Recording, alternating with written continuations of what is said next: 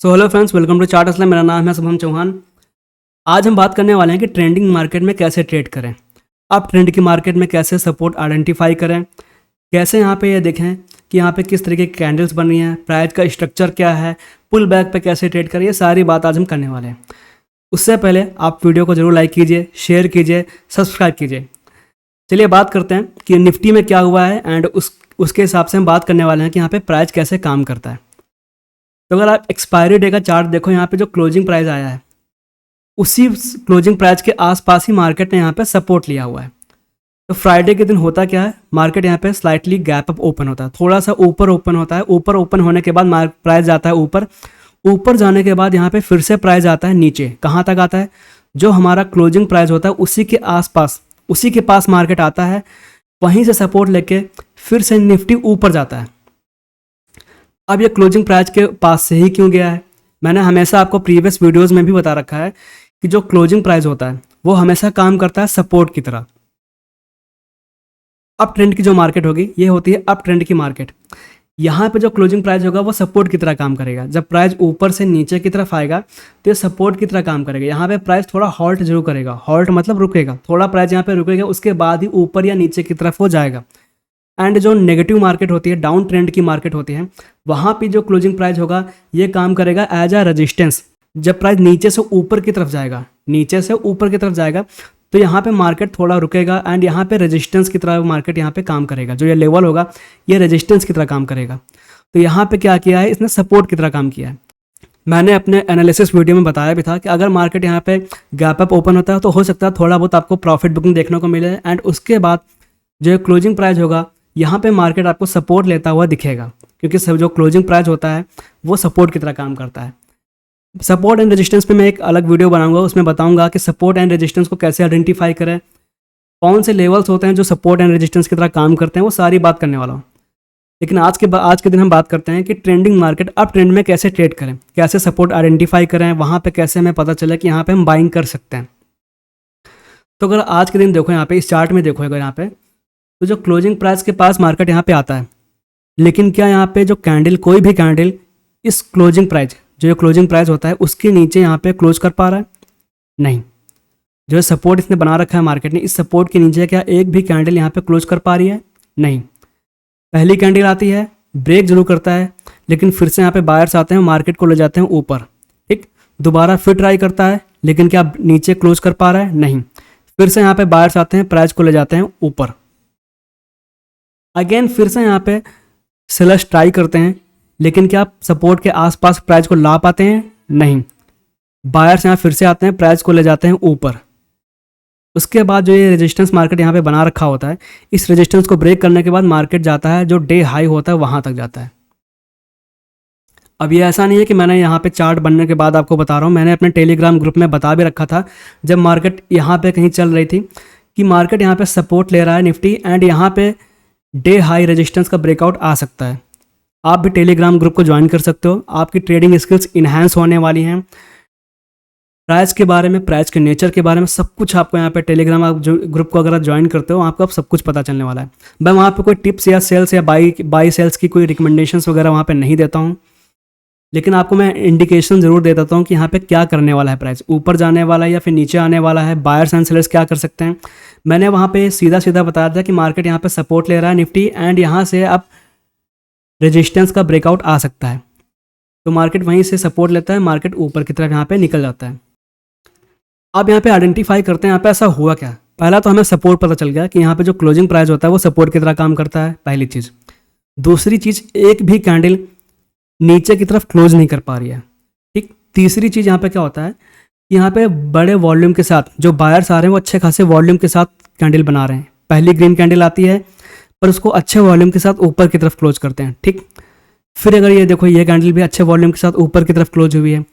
फिर ये तीसरी कैंडल आती है, ये होती है, इसको बोलते हैं एक हैमर कैंडल। इसका क्या मतलब है कि यहाँ पर सेलर्स प्राइस को नीचे लाते हैं पर क्लोज नहीं कर पा रहे हैं, प्राइस फिर से ऊपर जा रहा है, ऊपर की तरफ यहाँ पे क्लोज कर रहा है, इसको बोलते हैं हैमर कैंडल।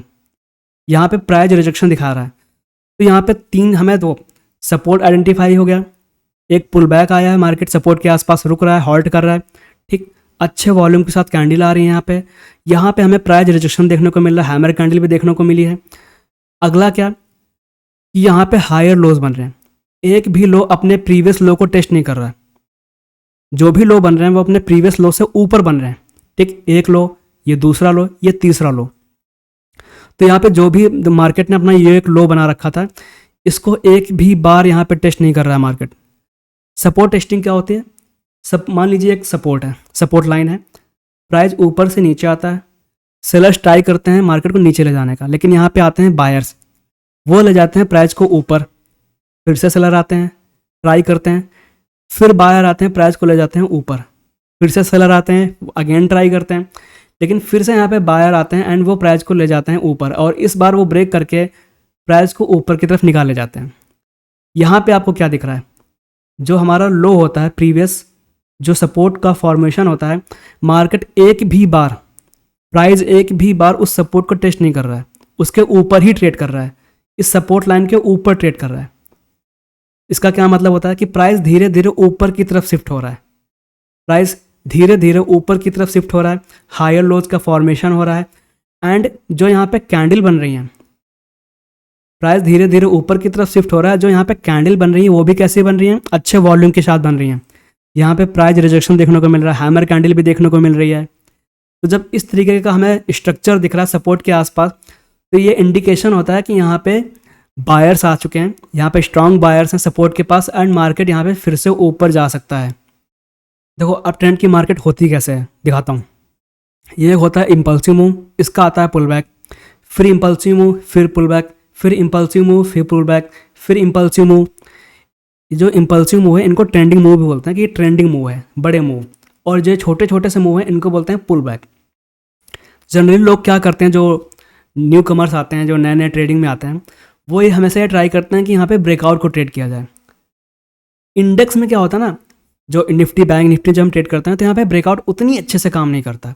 हाँ बिल्कुल टाइट रेंज है, बिल्कुल साइडवेज मार्केट है, वहाँ पे बिल्कुल ब्रेकआउट ही ट्रेड करना चाहिए। लेकिन अगर मार्केट इस तरीके से फ्लो में चल रही है तो वहाँ पे क्या ब्रेकआउट उतनी अच्छे से काम नहीं करेगा। रीज़न सिंपल सा है, बताता हूँ अभी। इसके बाद जब ब्रेकआउट आता है ना, मार्केट जो होती है वो, जो प्राइस होता है वो नीचे से ऊपर की तरफ आ रहा होता है। तो जो स्ट्रॉन्ग बायर्स होते हैं, जो बड़े फंड्स होते हैं, उनका अच्छा खासा प्रॉफिट ऑलरेडी हो रहा था, और उन्हें भी पता होता है कि जो रिटेलर्स है वो एंट्री कहाँ बनाएगा, ब्रेकआउट पे बनाता है, तब तक उनका अच्छा प्रॉफिट हो चुका था। तो जनरली आपने देखा होगा कि जब बड़े जो डे हाई होता है, जो बड़ा हाई होता है, उसका जब ब्रेकआउट आता है उसके बाद मार्केट थोड़ा बहुत ऊपर जरूर जाती है, उसके बाद मार्केट फेडअप हो जाती है, जो मूवमेंट होता है वो फेडअप हो जाता है, धीमा पड़ जाता है, मार्केट साइडवेज हो जाती है या फिर नीचे आ जाती है वहाँ से, क्योंकि उसके बाद वहाँ पे होती है प्रॉफिट बुकिंग। तो जब भी यहाँ पे बाई करो तो इस तरीके के मार्केट में, अप ट्रेंड की मार्केट में, यहाँ पे पुल बैक पे एंट्री बनाने को देखो। उससे दो फायदे आपको होंगे। पहली बात, आपका स्टॉप लॉस छोटा होगा, दूसरा आपको टारगेट बड़ा मिलेगा। जहाँ पे एंट्री बनाने का सोच रहा है वहाँ पे आपका टारगेट है, इवन उससे अगर मूवमेंट अच्छा खासा आता है तो आप बड़ा टारगेट ले सकते हो, बड़े पॉइंट्स आप ले सकते हो। यहाँ पे एंट्री आप बनाओगे, ब्रेकआउट पे एंट्री बनाओगे, तो यहाँ पे आपका स्टॉप लॉस बड़ा बनेगा। तो सपोर्ट के आसपास, पुल बैक के आसपास आप आइडेंटिफाई करो कि यहाँ पे किस तरीके की कैंडल्स बन रही हैं, अच्छे वॉल्यूम के साथ आ रही हैं, क्या यहाँ पे प्राइस रिजेक्शन देखने को मिल रहा है।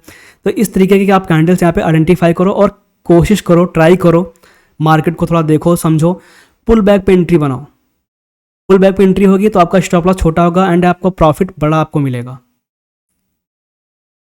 ठीक, तो इस तरीके का मार्केट जो स्ट्रक्चर होता है वो ऐसा होता है। जहाँ भी आप पुल बैक पे एंट्री बनाओगे, अगर यहाँ पे आप एंट्री बनाते हो आपका ये स्टॉप लॉस होगा, यहाँ पे आप एंट्री बनाते हो आपका ये स्टॉप लॉस होगा, यहाँ पे एंट्री आप बनाओगे आपका ये स्टॉप लॉस होगा, यहाँ पे आप एंट्री बनाते हो आपका स्टॉप लॉस ये होगा। लेकिन अगर आप ब्रेकआउट पे एंट्री बनाओगे आपका स्टॉप लॉस बड़ा बनेगा, आप ब्रेकआउट पे एंट्री बनाओगे आपका स्टॉप लॉस बड़ा बनेगा।